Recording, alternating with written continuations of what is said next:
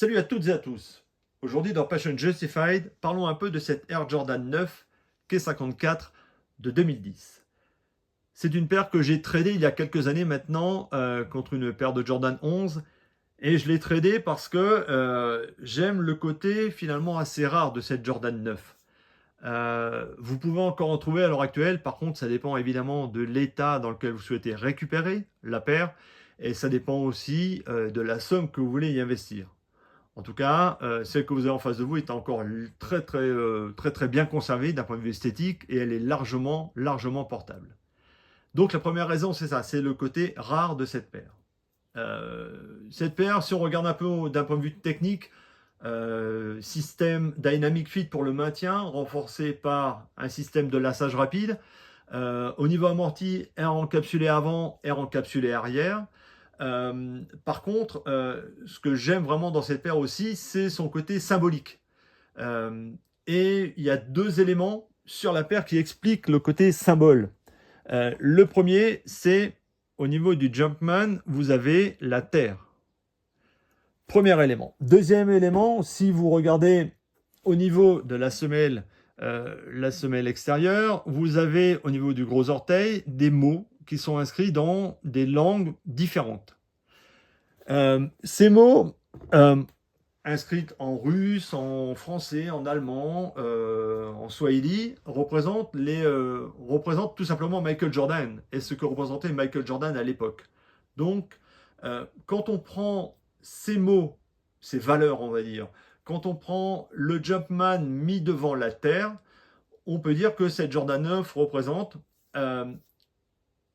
la globalisation de la marque Jordan au milieu des années 90. C'est le côté, la marque Jordan s'exporte au-delà des frontières, au-delà des océans.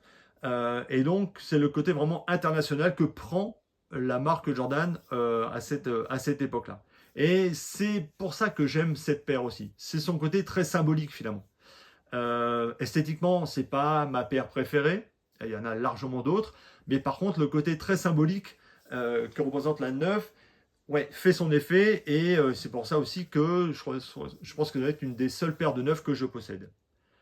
Autre petit élément, dessiné par Tinker Hatfield, donc ça ajoute un petit côté affectif aux éléments qui font que j'aime cette paire de pompes. Dernière chose, pas le côté globalisation, mais le côté un peu expansion, puisqu'il ne faut pas oublier que c'est la version K54. En 2010, le K54 pour la première fois, s'invite, on va dire, dans un des plus mythiques lieux de Paris, le Palais de Tokyo. En 2009, ça avait lieu, le Quai 54 avait lieu à la Halle Carpentier. Par contre, là, la mairie dit, OK, on vous donne les clés du Palais de Tokyo et faites votre événement. Et donc là, pareil, de la même manière que la 9 a permis à la marque Jordan vraiment de se globaliser. Le Palais de Tokyo a permis au Quai 54 d'avoir une caisse de résonance beaucoup plus importante et donc de faire parler beaucoup plus de son tournoi. On y retrouve, par contre, on y retrouve pas mal d'ingrédients classiques du quai. L'entrée était gratuite évidemment et Mokobe était toujours au micro. Il y avait aussi pas mal d'athlètes comme Mustapha Sonko, Richard Dacoury, Chris Paul était là également. Donc, au final, quand on regarde cette Jordan 9 K54 de 2010, ben, tout y est. Le côté, pas forcément le côté produit, mais le côté symbolique de la Jordan 9 et le côté symbolique représenté par l'année 2010 pour le K54. Et donc, c'est pour ça que j'aime vraiment cette paire et c'est pour ça que j'ai une tendresse particulière pour elle.